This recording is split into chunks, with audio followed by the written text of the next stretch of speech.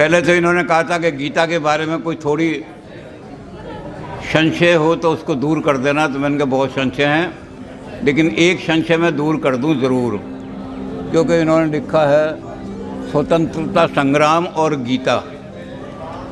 हमारे यहाँ शास्त्रों में विभिन्न पुराणों में 25 गीताएँ हैं, एक गीता नहीं है। राम गीता है, अष्टावक्र गीता है, पांडव गीता है, इत्यादि इत्यादि। उसमें एक अणु गीता भी है। अब यहाँ कन्फ्यूज़न ये हो रहा है कि यहाँ जो एक दो सेमिनार होकर के चुके हैं अभी, उसमें एक आदमी आकर के अणु गीता पर बोल गए बहुत ज़्यादा, क्योंकि उन्होंने अणु गीता पर ही काम किया अपना PhD। मैंने उनको कहा कि अणु गीता में तो एक भी श्लोक श्रीमद् भगवत गीता वाला नहीं है, आपने सेमिनार कैसे करा लिया? तो उन्होंने कहा गीता पर, वो कह लगे मैंने गीता पर बोलना है। मैंने कहा मेरे पास वो 25 गीताएँ हैं, 25 गीता हमारे शास्त्रों में हैं अलग अलग, और उसमें बल्कि ये इनकी शायद रेडियो वगैरह में आ भी गई होगी, क्योंकि उन्होंने कहा कि अगर उन 25 गीता से भी आपको तसल्ली नहीं है तो हमारे डायरेक्टर साहब जो हैं श्री रामेंद्र सिंह, उनकी पत्नी का नाम भी गीता है, उसी पर सेमिनार करा लो आप।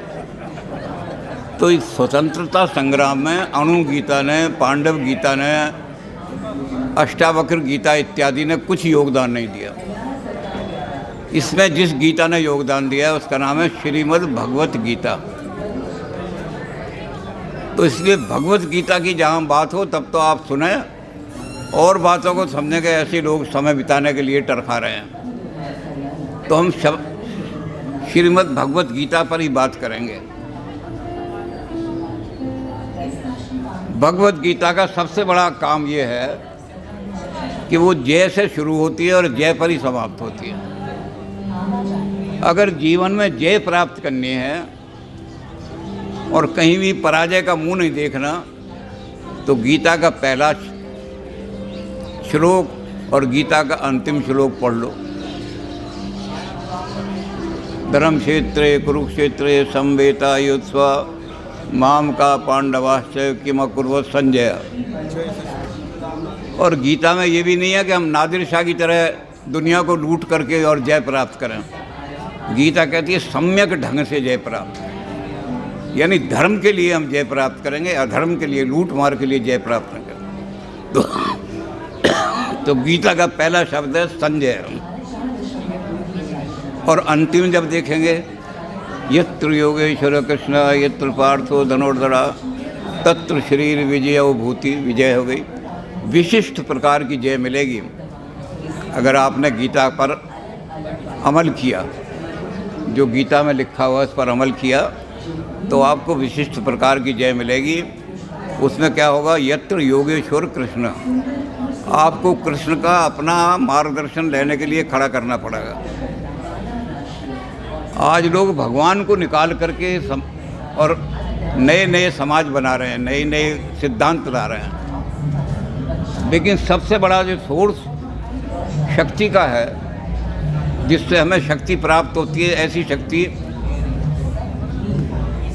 अदम्य शक्ति जिससे प्राप्त होती है, वो केवल एक ही है। इसलिए कृष्ण, यत्र योगेश्वर कृष्ण, और योगेश्वर कृष्ण क्या करेंगे?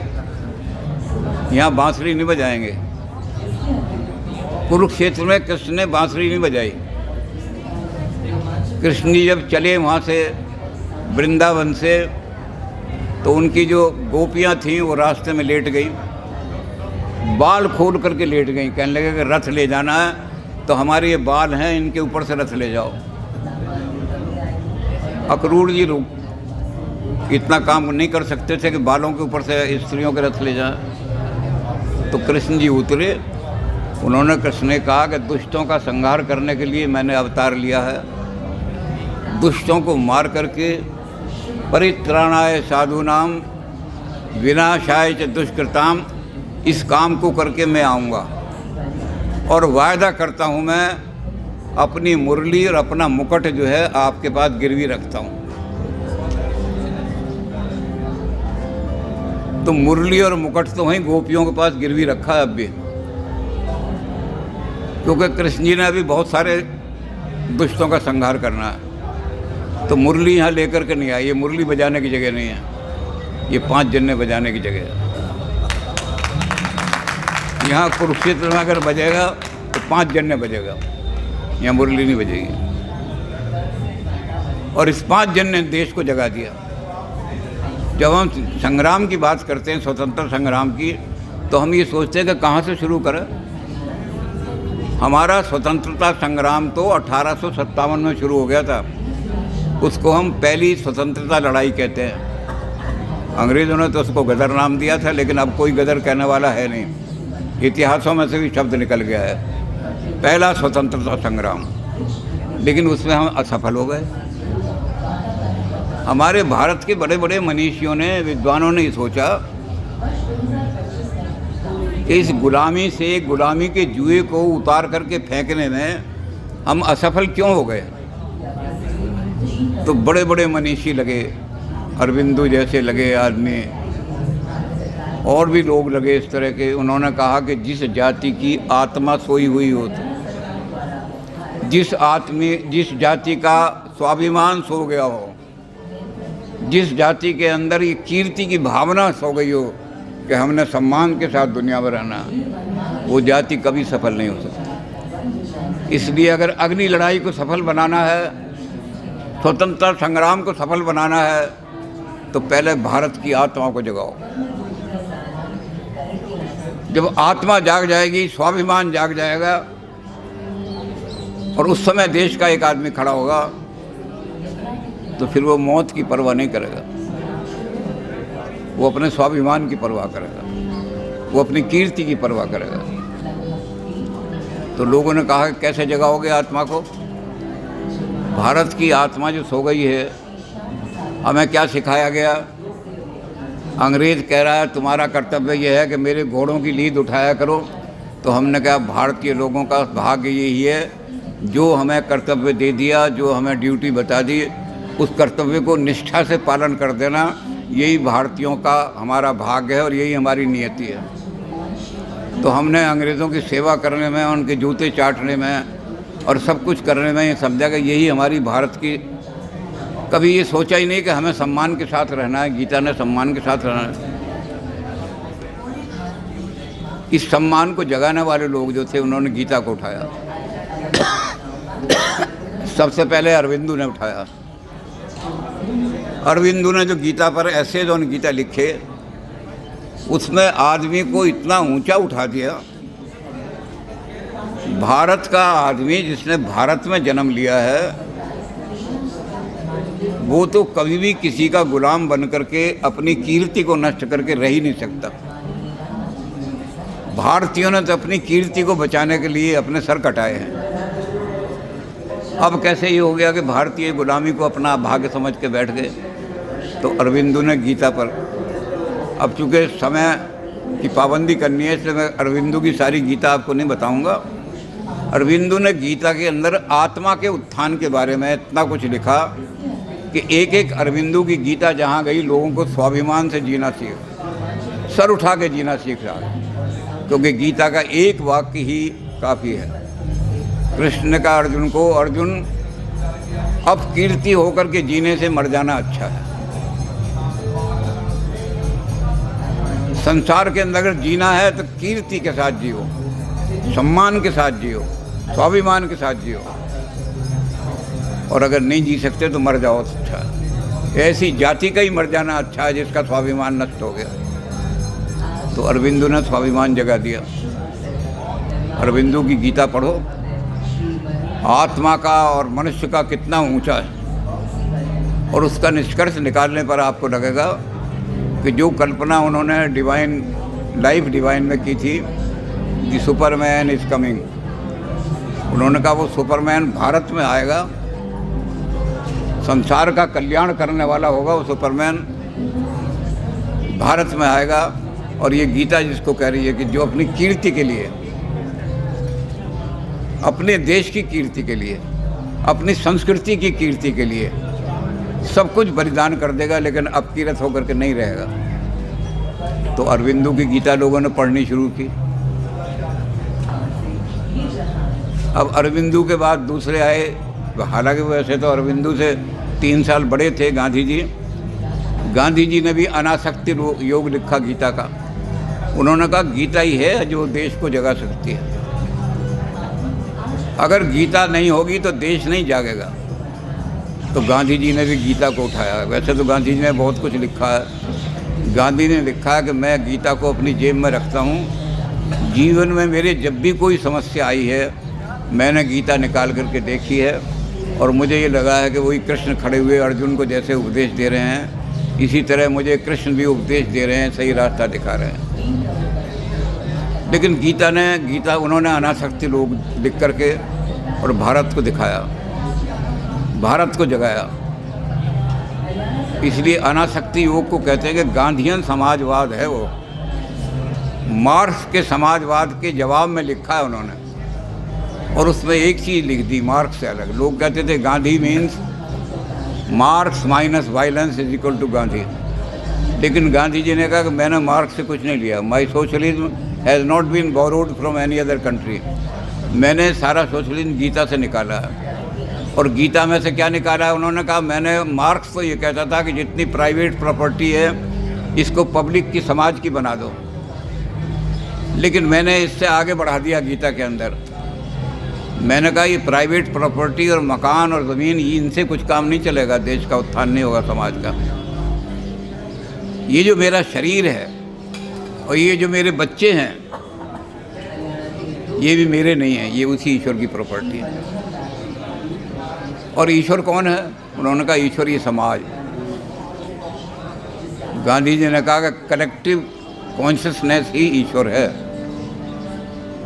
जब व्यष्टि रहता है तो वो एक छोटा सा आदमी रहता है, और जब ये व्यष्टि कलेक्टिव हो जाती है कॉन्शियसनेस तो ये भगवान बन जाता है, ईश्वर। तो गांधी जी ने कहा कि मैंने अपनी अनासक्ति योग में गीता के द्वारा ये लिखा कि ये शरीर भी समाज का है। अगर समाज कहता है ना कि तुम डॉक्टरी छोड़ करके और कोई और काम करो, तो मैं डॉक्टरी छोड़ दूंगा, समाज का काम करूंगा।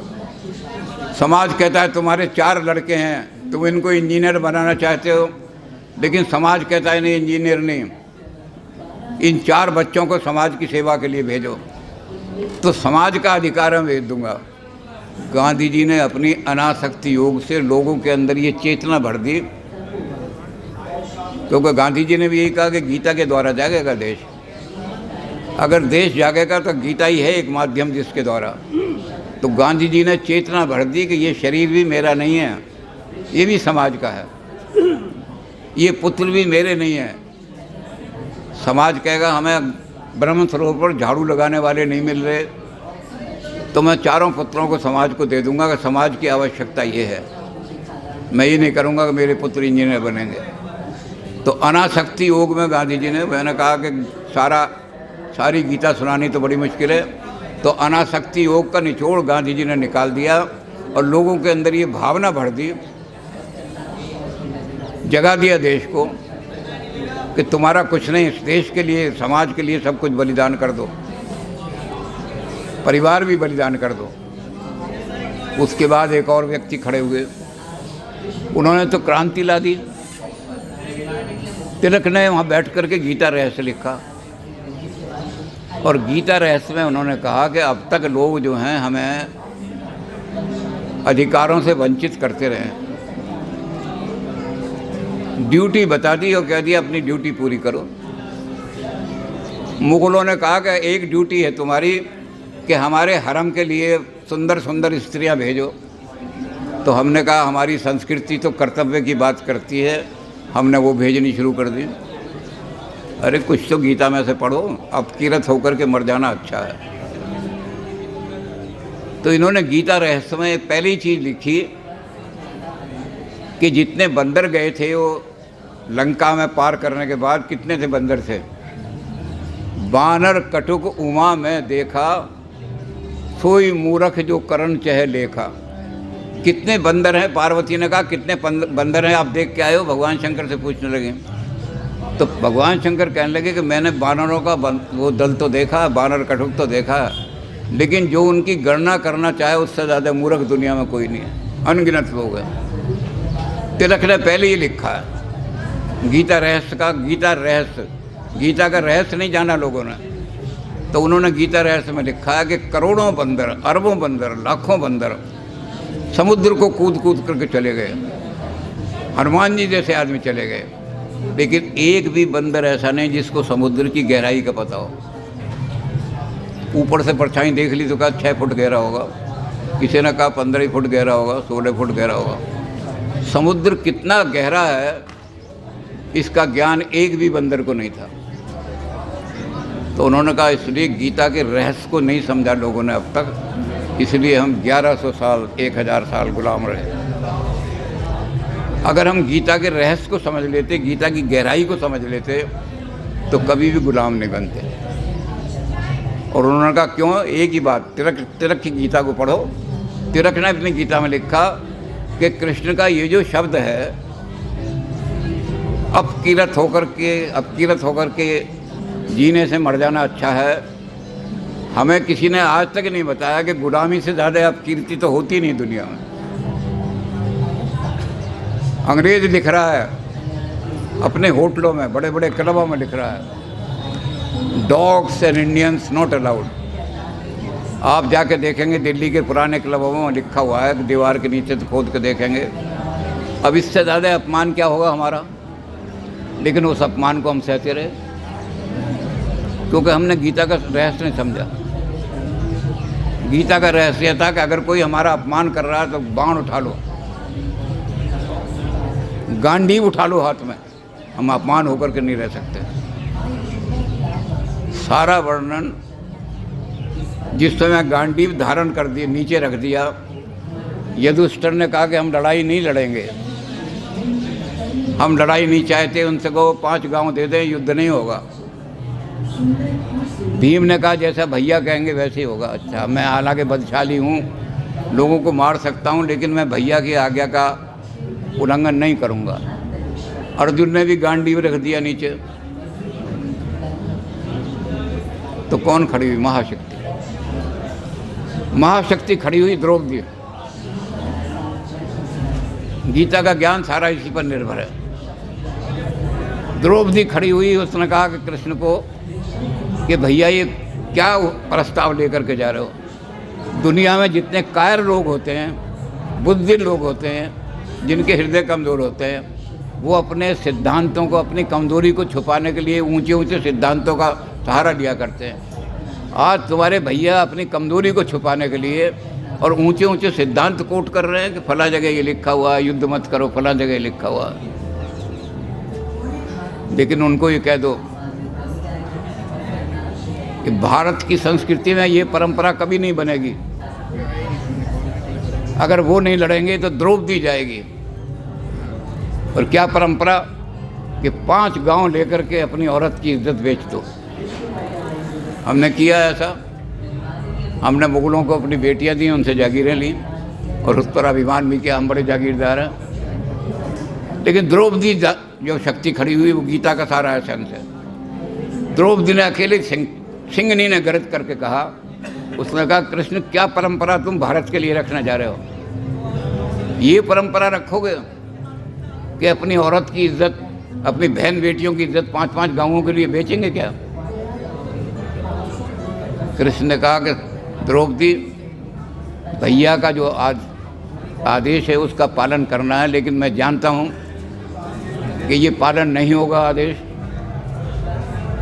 ये पालन नहीं होगा तो युद्ध अवश्य होगा और उन लोगों का नाश होगा, क्योंकि मैंने अवतार ही इसलिए लिया है। गीता बोल रही है, परित्राणाय साधूनां विनाशाय च दुष्कृताम्। एक भी दुष्ट भारत की भूमि पे नहीं रह सकता। अब द्रौपदी ने जो सारी बातें कही उनको तो वर्णन करने का टाइम नहीं है, लेकिन द्रौपदी ने जो बात कही ना कि ये परंपरा भारत में नहीं बनेगी, कृष्ण ने कहा बिल्कुल ठीक कह रही हो।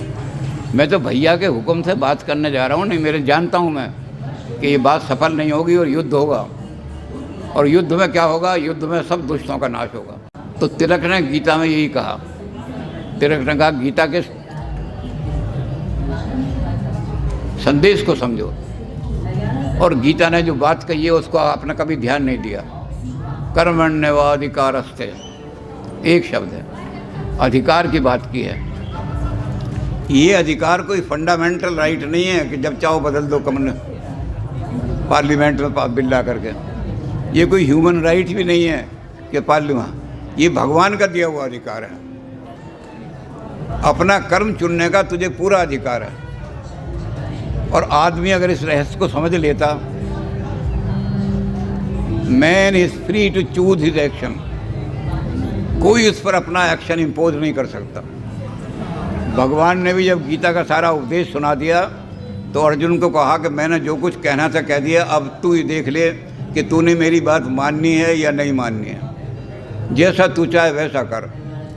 भगवान भी हमारे ऊपर नहीं ला सकता।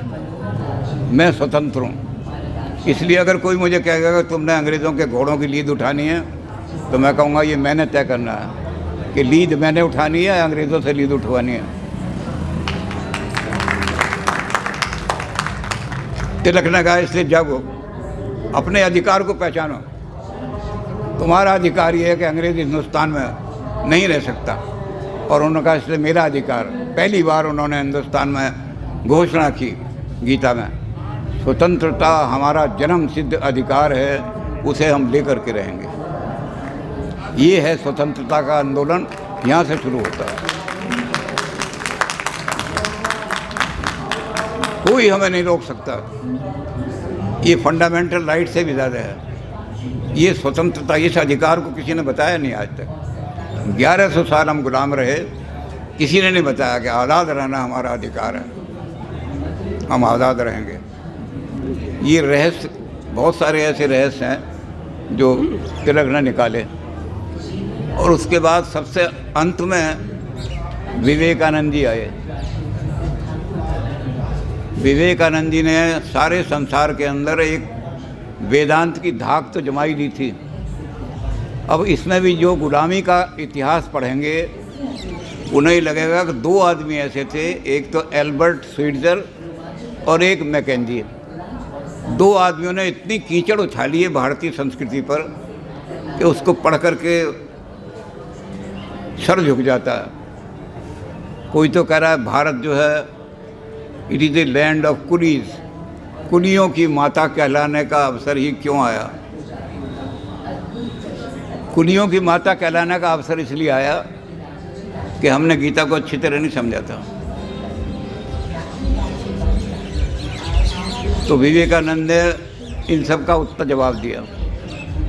मैकेंजी लिख रहे हैं भारतीयों के पास तो कोई रिलीजन ही नहीं है, ये जानवरों की पूजा करते हैं, गाय इनकी देवता है और बंदर इनका देवता है, तो ये सब इनकी मनोवृत्ति भी एनिमल जैसी है। मानवता तो हमारे क्रिश्चियन मिशनरी जाएंगे, वो इनको सिखाएंगे। और उनका इनका रिलीजन क्या है, गोबर खाओ गौमूत्र पियो, ये इनका रिलीजन है। लेकिन जब गर्जना हुई विवेकानंद की वहाँ, तो आज किसी की हिम्मत नहीं। स्वतंत्रता संग्राम की बात कर रहा हूँ कि ये जो संग्राम है, जो इसमें भगत सिंह वगैरह है, इससे पहले स्वतंत्रता हमारा शुरू हो गया। जिस समय वहाँ अमेरिका में खड़े होकर के और उन्होंने गर्जना की, उन्होंने कहा तुम्हारे तो रिलीजन है ही नहीं, जिनको तुम रिलीजन कह रहे हो वो रिलीजन नहीं है, रिलीजन तो हमारा है। और रिलीजन की व्याख्या की उन्होंने। सारी दुनिया नतमस्तक हो गई विवेकानंद के आगे। और विवेकानंद के बाद में दुनिया के अंदर कोई ऐसा आदमी पैदा नहीं हुआ जो इतनी भारतीय संस्कृति के बारे में इतनी गंदी बातें लिख सके। ये है स्वतंत्रता, वैचारिक स्वतंत्रता, सांस्कृतिक स्वतंत्रता हमें चाहिए। अब कोई आदमी दिखाओ ऐसी किताब लिखने वाला विवेकानंद के बाद, किसी की हिम्मत नहीं इस तरह कोई किताब लिख दे। तो स्वतंत्रता संग्राम में 4 जो गीताएँ हैं हमारी, इन्होंने भारत को जगा दिया। 1902 में देश के अंदर एक बड़ी क्रांति की लहर पैदा कर दी, सारा देश जाग गया। 4 गीता के सारे वो जो हमारे सामने आए। लेकिन एक बात विवेकानंद जी ने बहुत तकड़ी कह दी। जिस समय वो अमेरिका से उतर करके आए और मद्रास में उनका स्वागत हुआ, तो युवाओं ने उनका स्वागत किया था। तो विवेकानंद जी ने कहा, वहाँ युवाओं को बहुत लंबा चौड़ा उनका to the youth of India, बड़ी अच्छी किताब है वो। विद्यार्थी, अखिल भारतीय विद्यार्थी परिषद वालों को हम सबको वो किताब बांटते रहे, देते रहे लेकर के। तो उस किताब में बहुत सारी चीज़ें उन्होंने युवाओं के लिए लिखी। युवा ही देश का निर्माण करने वाला है। युवा ही ये सोचेगा कि मैंने गंदे नाले की में रहना है या गुलाब की पंखुड़ियों में रहना है, और जैसा वो सोचेगा वैसे ही देश बनेगा। बहुत सारी बात है कहीं, लेकिन एक बात बड़ी अच्छी गीता के बारे में कह दी। उन्होंने कहा, जब सबने गांडीव रख दिए थे, युधिष्ठिर ने कह दिया था लड़ाई नहीं करेंगे, और सब भाइयों ने कह दिया था कि जैसे बड़े भाई कहेंगे वैसे होगा। जिन्होंने गांडीव नीचे रख दिए थे, उनको गांडीव उठाने की प्रेरणा देने के लिए कृष्ण जी खड़े हुए। गीता का ज्ञान इसलिए दिया गया है कि जिन्होंने गांडीव नीचे रख दिए हैं, 1100 साल गुलामी से सही है, उनके हाथ में फिर से गांडीव दे दिया जाए। तो इसलिए विवेकानंद ने कहा कि गीता को गलत तरीके से, it is unfortunate that Gita has been hijacked by those who have preached it in a life negating way. Now the time has come that we shall preach Gita in life asserting and life affirming way. अब तक लोगों ने कहा बस भगवान का नाम लो, भगवान ठीक करेंगे, 15 रुपये का प्रसाद चढ़ाई आओ, भगवान मेरा पेपर सॉल्व कर देंगे। इन्होंने कहा, विवेकानंद ने, कि भगवान ने कहीं नहीं कहा कि मैं युद्ध जीत करके तुझे दे दूंगा। भगवान ने कहा, मां मनुसमर युद्ध च, अपना भाग्य बनाने के लिए तुम्हें उठना पड़ेगा। भगवान तुम्हारा भाग्य नहीं बनाएगा। भगवान क्या करेगा, माम अनुस्वर, मेरा स्मरण करता रहे। साइकोलॉजिकल स्ट्रेंथ मैं दूंगा, मॉरल स्ट्रेंथ लड़ने के लिए मैं दूंगा। ये है गीता का उपदेश। भगवान मॉरल स्ट्रेंथ देगा भगवान से, लेकिन युद्ध आपको ही करना पड़ेगा। इस देश में जो कुछ भी पतन हुआ है, उस पतन को निवारण करने के लिए यूथ को उठना पड़ेगा। और इसलिए उन्होंने कहा कि अगर गीता ऐसी किताब होती कि मरते समय बुढ़ों को सुना दो तो स्वर्ग में चले जाएंगे, तो भगवान कृष्ण जो है ये गीता भीष्म पितामह को सुनाते जाकर के, जब वो मरने के लिए पड़े थे। लेकिन कृष्ण जी ने अर्जुन को क्यों सुनाई? कृष्ण ने कहा कि अर्जुन की भुजाओं में इतना दम है, केवल अर्जुन ही एक ऐसा व्यक्ति है जिसकी भुजाओं में इतना दम है कि जिस दिन गांडीव उठा लेगा, सारे देश का, सारे समाज का परिदृश्य बदल देगा। तो उसने कहा, गीता इस दृष्टि से पढ़ा रहा हूँ। विवेकानंद ने कहा कि गीता तुम्हारे हाथ में दे रहा हूँ युवाओं, इसलिए कि गीता युवाओं को पढ़नी चाहिए, बूढ़ों को नहीं, मरते समय नहीं। मुर्दे लोग तो मर जाएंगे, जातक से ही मृत्यु जो आए हैं वो तो मरेंगे ही, चले जाएंगे, उनका क्या करना है। वो अमृत में अमृत अमर हो जाएं या अमर ना हो, कुछ बात नहीं। लेकिन जिन्होंने देश को बदलना है, जिन्होंने सारा परिदृश्य बदलना है, ये सारा करप्शन जो है बदल हुआ, जहाँ बहू बेटियों की इज्जत बाजार दरबार के अंदर लूटी जा रही है, देश के अंदर इतना पतन हो गया, इसको कौन बदलेगा? तो कृष्ण जी ने कहा कि अर्जुन को कृष्ण जी ने गीता इसलिए सुनाई कि अर्जुन जानते थे कि अर्जुन की भुजाओं में इतना दम है कि जिस दिन ये गांडीव उठा लेगा, उस दिन सारे देश का परिदृश्य बदल देगा। अर्जुन ने पूछा भी, अर्जुन ने कहा, गुरु न हत्वा, कृष्ण जी क्या गुरु को भी मारना पड़ेगा? गुरु तो बड़ा पवित्र होता है। कृष्ण जी ने कहा कि यहाँ रिश्ते नहीं देखे जाते, समाज में कौन दुराचार फैला रहा है और कौन सदाचार फैला रहा है, गीता कहती है बस ये देखो और कुछ नहीं। कोई रिश्ता नहीं, इस भूमि के अंदर कोई रिश्ता नहीं। कुरुक्षेत्र की भूमि में एक ही रिश्ता है, गीता कहती है। एक रिश्ता क्या है कि दुराचार एक तरफ खड़ा हुआ है, सदाचार एक तरफ खड़ा हुआ है। सदाचार के हाथ में मैंने अगर गांडीव उठवा दिया, यानी युवाओं के हाथ में गांडीव उठवा दिया, तो आज तो 75 साल लग गए हैं। मेरे ख्याल से 15 साल के अंदर ही देश का नक्शा बदल जाता। 47 में देश आज़ाद हुआ था, और हमारे युवा को जो उन्होंने जगाया, वो अगर गांडीव अभी धीरे धीरे गांडीव उठा रहे हैं, तो गीता गांडीव उठाने का गीता संदेश है गांडी उठाने का। जिस दिन गांडी उठाने के लिए हम तैयार हो गए उस दिन इस देश में दुराचार नहीं रहेगा, अनाचार नहीं रहेगा इस देश के अंदर। कर्तव्य बोध कराने का, हम जिस कर्तव्य को भूल गए हैं उसको बोध कराने का ग्रंथ है। अर्जुन की समस्या ये है। धर्म सम्मूढ़ चेतः, भगवान से कह रहा है कि मेरा धर्म क्या है, मैं इन पर तीर चलाऊं या नहीं चलाऊं। भगवान कहते हैं तेरे तीर जो हैं ये चलेंगे दुराचार की ओर। परिवार का ध्यान मत कर।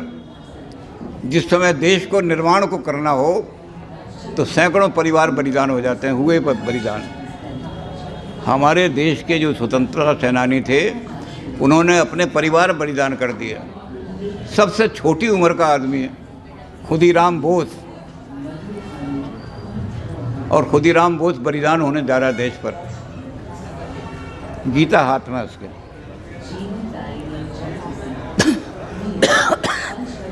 और गीता हाथ में लेकर के वही बात कह रहा है जो विवेकानंद ने कही, जो तिलक ने कही। उन्होंने कहा आज तक मेरा देश अपमानित होकर के जिया, आज मेरा देश जाग गया है, अब अपमानित होकर नहीं जिएगा। हम मर सकते हैं लेकिन गर्दन नहीं झुका सकते। फांसी पे चढ़ा दिया उसको। अपकीरत होकर के नहीं जिएंगे हम। और उसके लिए विवेकानंद का 2 मंत्र दे रहा हूँ मैं तुम्हें।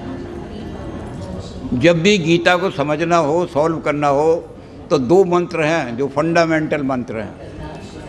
जब अर्जुन रो रहे थे, पीट रहे थे, सिर पीट रहे थे, छाती पीट रहे थे, तो कृष्ण जी ने कोई सिंपैथी नहीं दिखाई उनके साथ।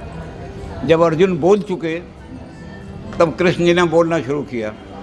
और पहला शब्द क्या किया? सबसे पहला शब्द जो कृष्ण के मुंह से निकला, क्रेव्यम क्रेव्यम मां संगमः पार्थ। अर्जुन ये रोने से देश नहीं बदलेगा। पहली गाली कृष्ण जी ने ये दी है। देश में सब जगह गलती हो रही है, हर जगह। हम यूनिवर्सिटी में बैठे हैं तो यूनिवर्सिटी में भी दुराचार हो रहा है। हम डीसी के दफ्तर में बैठे हैं, वहाँ भी दुराचार हो रहा है। और हम बैठे बैठे देख रहे हैं, तालियां बजा रहे हैं। ये नपुंसकता को मत प्राप्त हो। कृष्ण जी ने कहा नपुंसकता मत करो। क्लेव्यम मां समगमा पार्वता, हिजड़ापन मत दिखाओ जीवन में। कितनी बड़ी समस्या है जीवन के अंदर। गांडीव उठाओ, प्रहार करो, भागो मत, प्रहार करो। ये गीता का संदेश है जो विवेकानंद ने दिया। विवेकानंद कहते पलायनवाद जिन्होंने आज तक सिखाया उन्होंने गीता को नेगेटिव तरीके से पढ़ाया। गीता में कहीं पलायनवाद नहीं है। गीता के अंदर कोई एक श्लोक भी ऐसा नहीं है जिसमें पलायनवाद हो। गीता में कर्म की बात है, अपना कर्तव्य निभाओ सारा का सारा। और जब उस कर्तव्य को निभाने का हर एक आदमी सोच लेगा, और भी इस तरह से, ये तो ये आदमी था। आप ये देखिए कि हमारे आज़ाद का नाम तो आज़ाद है सारा का सारा। आज़ाद के हाथ में केवल कोई चीज़ नहीं है, गीता है।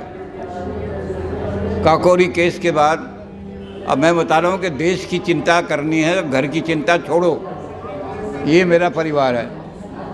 उनके एक साथी ने, राजेंद्र रेहड़ी ने क्या काम किया कि 2 धोतियाँ जो थीं वो ख़रीद करके और वहाँ रख ली। जब ये आए चंद्रशेखर आज़ाद तो कहने लगे ये धोतियाँ किसके लिए खरीदी हैं? वो कहने लगे तेरी माँ जो है वो मैंने देखा था, वो धोती, फटी हुई धोती पहन रही थी बेचारी। तो ये मैंने कहा ये 2 धोतियाँ, अब हमने खजाना लूटा है, 2 धोतियाँ तेरी माँ के लिए भेज दूँगा। थप्पड़ मारा उसके। उन्होंने कहा जिस दिन खजाना इसलिए लूटा गया कि चंद्रशेखर आज़ाद की माँ को धोतियाँ पहुँचानी हैं, उस दिन हम आज़ादी संग्राम के वीर नहीं कहलाएंगे, डाकू कहलाएंगे। अगर मैं अपने देश के लिए, अपने परिवार के लिए किसी को लूट रहा हूँ तो मेरी संज्ञा क्या होगी? डाकू हैं और अपने माँ का कपड़े पहनने के लिए, और कहते हैं हमने देश के लिए लूटा है। हमारे पास सारे आंदोलन को चलाने के लिए पैसा नहीं था, इसलिए हमने लूटा है। इसलिए एक पैसा भी परिवार में नहीं जा सकता। मेरी माँ का गीता कह रही है कि मरना है उसने, आज नहीं मरेगा, कल मर जाएगी, परसों मरेगी। लेकिन इस धोतियों को पहन करके वो अपमानित होकर नहीं मरेगी। भीख की धोतियाँ वो नहीं पहनेगी, वो शान से मरेगी। मैं धोती नहीं पहनूंगी, नंगी रह सकती हूँ, लेकिन मेरा लड़का जो है डाकू नहीं कहलाएगा, स्वतंत्रता से।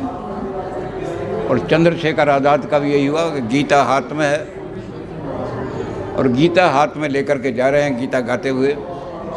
तुम मेरे शरीर को मार सकते हो, मेरी आत्मा को नहीं मार सकते। ये देश तो, ये शरीर तो देश पर बलिदान होने के लिए बना है।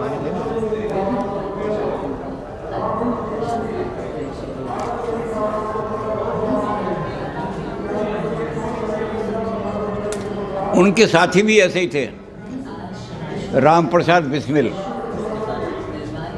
बिस्मिल का गीत तो सब जगह चलता ही है, सरफरोशी की तमन्ना अब हमारे दिल में है। लेकिन बिस्मिल ने जो गीता पर लिखा, उसने यही लिखा उसमें कि मरना तो अनिवार्य है, लेकिन सड़क पे एक्सीडेंट में मर गई कुत्ते की मौत, तो वो क्या मरना है। उसने कहा जब हम मरेंगे, बिस्मिल ने कहा, जिस समय बिस्मिल को पकड़ के ले जाने लगे तो बिस्मिल ने, लोगों ने कहा कि माफ़ी मांग लो अंग्रेज़ से। बिस्मिल ने कहा जिस दिन मरेंगे शान से मरेंगे, कुत्ते की मौत नहीं मरेंगे। गीता कहती है मरना अनिवार्य है, जातस्य ही ध्रुव मृत्यु।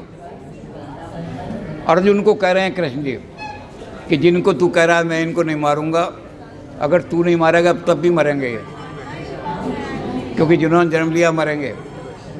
इसलिए मैं तुझे क्रेडिट दिलवाना चाहता हूं कि पापियों को अपने हाथ से मार दे। इस देश के अंदर से सारा जो हमारे देश को कुचल रहे हैं, जो हमारे देश की आत्मा को हरण कर रहे हैं, जिन्होंने हमारे देश में लोगों को ये मजबूर कर दिया इस बात के लिए कि वो उनके जाकर के अंग्रेज़ों के जूते चाटें, तो उन लोगों को मार करके इस देश से निकालना है। इस देश में कोई आदमी ऐसा नहीं रहेगा। तो बिस्मिल जो है वो चढ़ गए फांसी पर। देखना है जोर कितना बाजुए कातिल में है। स्वतंत्रता संग्राम गीता हाथ में है, जातस्य ही ध्रुव मृत्यु। मरना तो है अवश्यम, कोई रोक नहीं सकता, लेकिन शान से मरेंगे। जैसे मैंने कहा ना, कुत्ते की मौत नहीं मरेंगे कि साइकिल के नीचे कुत्ता आ गया मर गए, बड़े सम्मान के साथ मरेंगे। तो बिस्मिल हैं, आज़ाद हैं, एक एक शब्द लेकर के। अब बहुत लंबा चूँकि समय हो रहा है।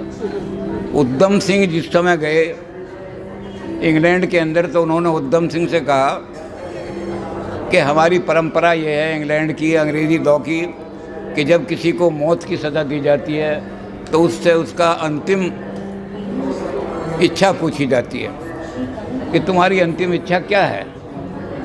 तो जब उद्धम सिंह से पूछा गया तो उद्धम सिंह ने कहा कि यू आर क्रिश्चियंस, आप ईसाई हो इसलिए आप मेरी बात समझ नहीं पाओगे।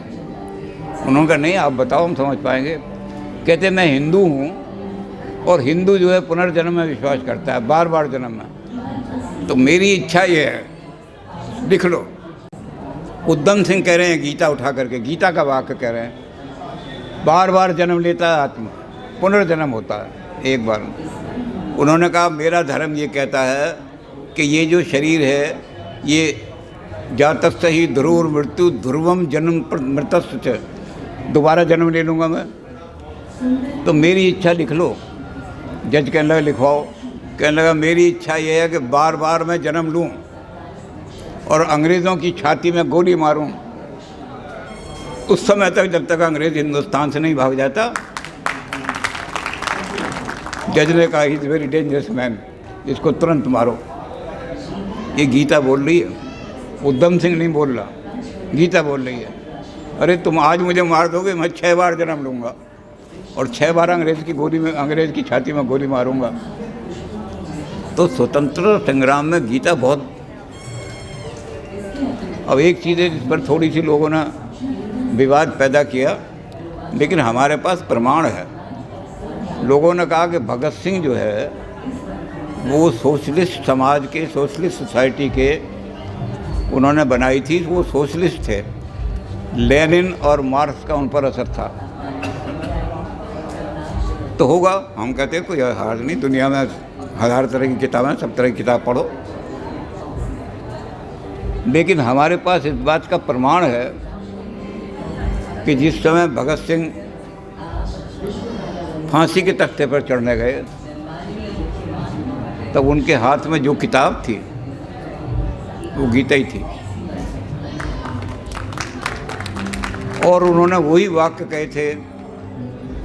उन्होंने कहा, you can kill my body, तुम मेरे शरीर को फांसी पर चढ़ा सकते हो, लेकिन मेरी आत्मा को नहीं। मेरी आत्मा बोलेगी। जिस समय फांसी से नीचे उतरूंगा, देश में आग लग जाएगी, आप मेरी आत्मा को नहीं मार सकोगे। इस शरीर में मेरी आत्मा रहने दो तो अच्छा है, मुझे फांसी पर मत चढ़ाओ। लेकिन अगर मैं फांसी पर चढ़ गया, तब तक तो मैं शरीर में बंद हूँ। उस समय मेरी आत्मा स्वतंत्र हो जाएगी, और स्वतंत्र हो जाएगी तो देश में आग लगा देगी, आंदोलन शुरू हो जाएंगे देश के अंदर। तुम यहाँ से छोड़ करके भागोगे, तुम रुक नहीं सकते। तो इस बात का हमारे पास प्रमाण है। कोई देखना चाहे हम दिखा भी सकते हैं, हमारे पास आगे देख सकता है। तो इस तरह स्वतंत्रता का बहुत लंबा इतिहास है। मैंने इनसे पूछा था, मैंने कहा स्वतंत्रता के इतिहास पर घंटों भी बोला जा सकता है, लेकिन चूँकि समय ज़्यादा हो रहा है इसलिए मैं क्षमा चाहता हूँ जितना। लेकिन ये मैं कहूँगा कि इस देश को जगाने का काम, रेनेसां कहते हैं उसको, और खड़े हो गए तो बलिदानों का सिलसिला। गीता ने, चारों गीताओं ने ऐसा माहौल बना दिया कि एक से एक आदमी बढ़ कर के चलने लगा। सारे देश में ऐसा माहौल पैदा हो गया, तो कितने आदमियों का नाम लें जिन्होंने देश के लिए बलिदान हुए, गोलियां खाएं। झंडा लेकर के जा रही है एक महिला, उर्मिला शास्त्री, और कर्नल टी.एफ. ओडोनर ने उसको कहा, उसने कहा तू कॉलेज की प्रिंसिपल है, कहाँ जा रही है? उसने कहा मैं घंटाघर पर झंडा लहराए बिना नहीं रुक, क्योंकि मैंने विजय का संदेश पढ़ा है। मैंने गीता पढ़ी है जिसमें वो संदेश ही विजय का है। मैं विजय को त्याग करके पीछे नहीं लौट सकती। घोड़े के नीचे कुचल गई, उसके नाम पर आज सड़क बनी हुई है। लेकिन गीता ने कहा गीता विजय का संदेश है। जिसके हाथ में गीता होगी वो पराजय का कभी भी नाम नहीं लेगा।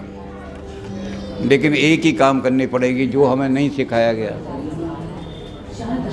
अब तक हमें सिखाया गया कि भजन गाओ और भगवान से प्रार्थना करो, हे प्रभु मेरे देश का भाग्य बदल दे। कृष्ण जी कहते हैं मैं बिल्कुल नहीं लड़ूंगा, बार बार कह रहा हूँ नहीं लड़ूंगा। कौन लड़ेगा? मां मनुस्मर युद्ध च, तू खड़ा हो जा।